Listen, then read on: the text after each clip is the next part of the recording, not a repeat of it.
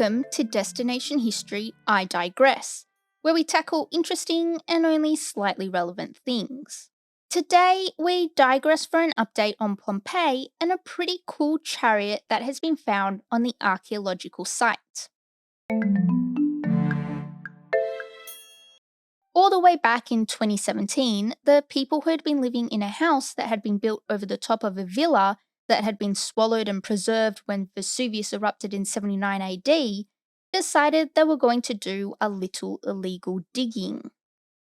They dug and dug and dug, obviously looking for treasure. They dug so much that once they were caught, the police found 80 metres of tunnels. The police weren't very pleased with the looters' efforts. The police are adamant that they are coming down hard on these illegal activities, with the chief prosecutor of the city of Torre Annunziata, Nunzio Fragliasso, commenting, "The fight against the looting of archaeological sites, both inside and outside the urban area of ancient Pompeii, is certainly one of the primary objectives."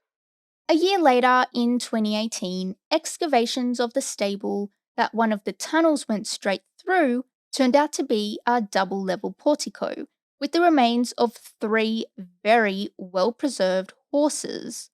One was even still saddled and harnessed, which just demonstrates how quickly this eruption really happened, not even allowing enough time to unharness the horse and open the doors so they could find their own way out.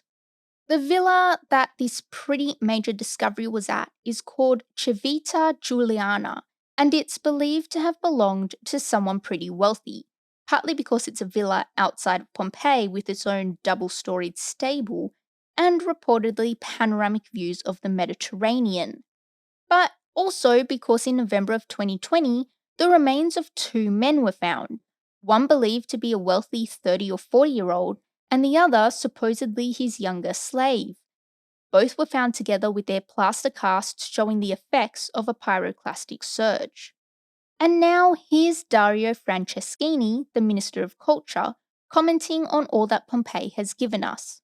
"Pompeii continues to amaze with all of its discoveries, and it will continue to do so for many years yet, with 20 hectares still to be excavated." In early 2021, officials at the Pompeii archaeological site announced they had once more made an astounding discovery over at Civita Giuliana, just a little northwest of the main Pompeii site, a ceremonial chariot that appeared to be completely intact.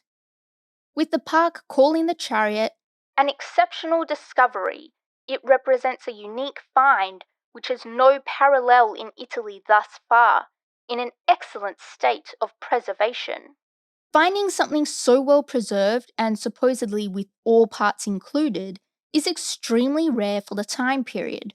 We're talking over 2,000 years. This chariot has sat buried under tens of layers of volcanic material. While the world goes about its business above, this chariot just sat waiting for its time to be rediscovered.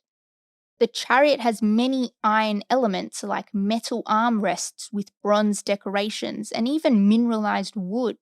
The decorations are intricate and include metal medallions that display depictions of satyrs, nymphs, and cupids. Here's how the archaeological park described the find. "The chariot has iron components, beautiful bronze and tin decorations, with ropes and floral decorations almost intact." The belief is that when Vesuvius erupted, destroying pretty much everything surrounding it, the walls and roof of the stable collapsed in such a way as to protect the chariot from everything falling on top, and by sheer luck, also seemed to have done a pretty good job against 21st century looters, with the tunnels they dug only grazing but not damaging the 4-wheeled cart.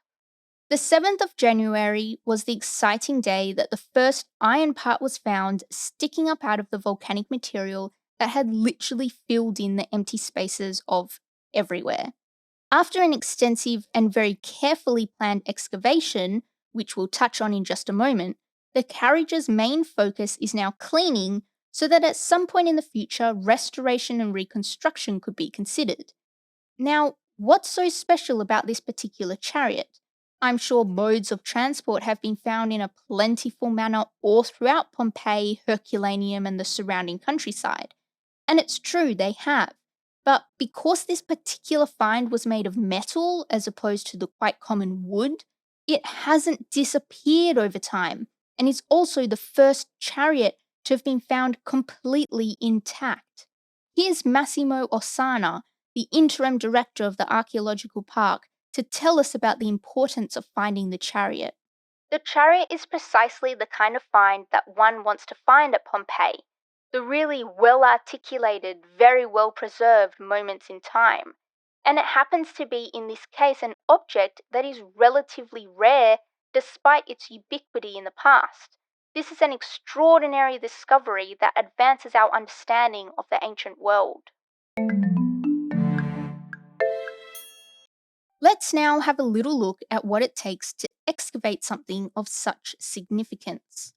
Taking months of careful planning, the team that uncovered the chariot is, not surprisingly, interdisciplinary. So that means that there were archaeologists, engineers, architects, the all important volcanologists, restorers, anthropologists, and archaeobotanists, all working together to slowly, painstakingly remove layer by layer the volcanic material covering the chariot. The wood found to have been part of the ceiling of the stable, after archaeobotanical analysis, was found to have been deciduous oak, which, if you're in the know, was pretty common throughout the Roman Empire. Once it was pretty clear that something major was being unearthed, the excavation just got that much more serious and complex. The whole thing is extremely fragile, reintroducing elements of iron and bronze, not to mention whatever organic material is still present to today's elements, is incredibly involved, making everything that much more difficult. And so it was decided that the only way to proceed would be by in situ micro excavation and would only be carried out by specialists who were trained in the treatment of wood and metals. By going so slowly and doing everything at a micro level meant that any time a void was found, plaster was poured in to make a cast of whatever had been around to create the space.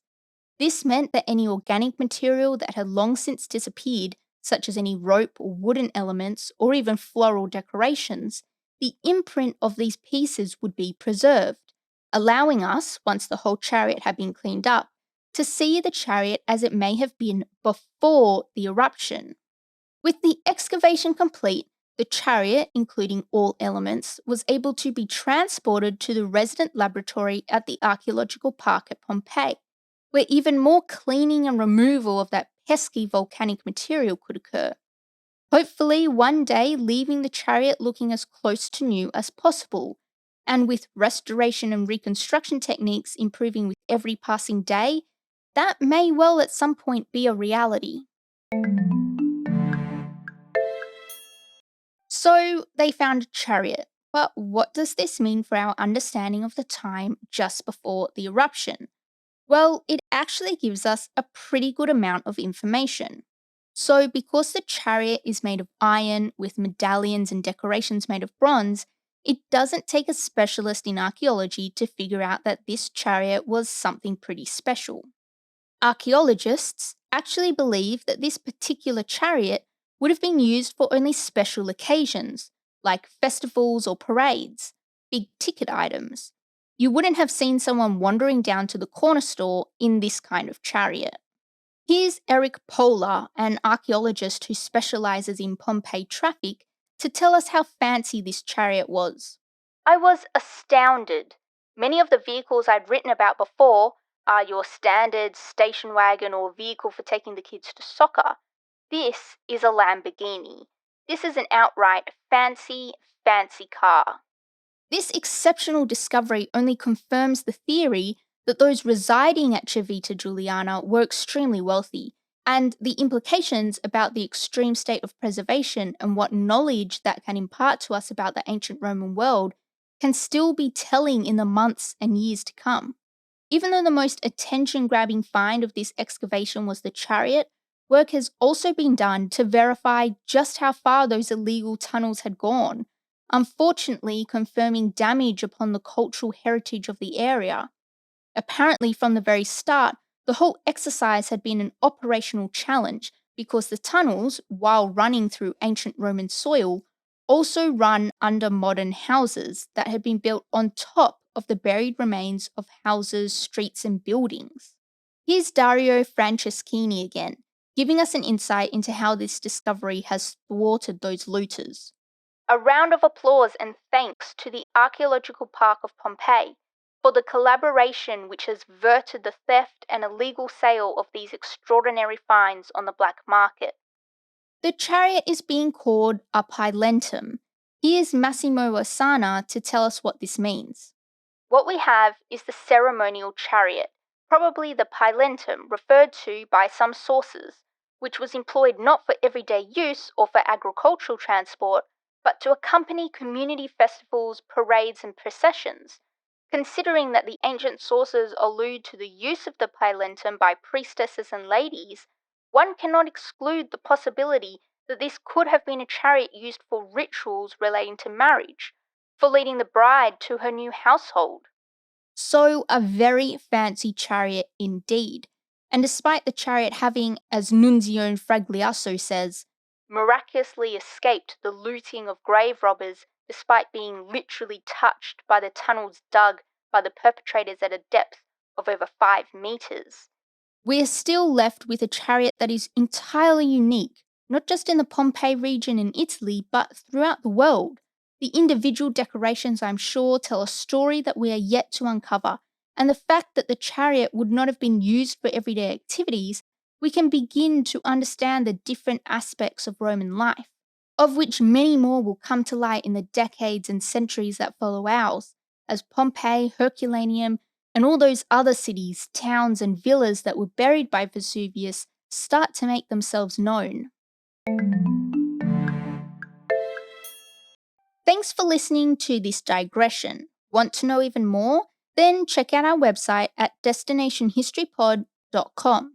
If you know of something that's slightly relevant about a destination, then get in touch through our website or on any of our socials. See you next episode.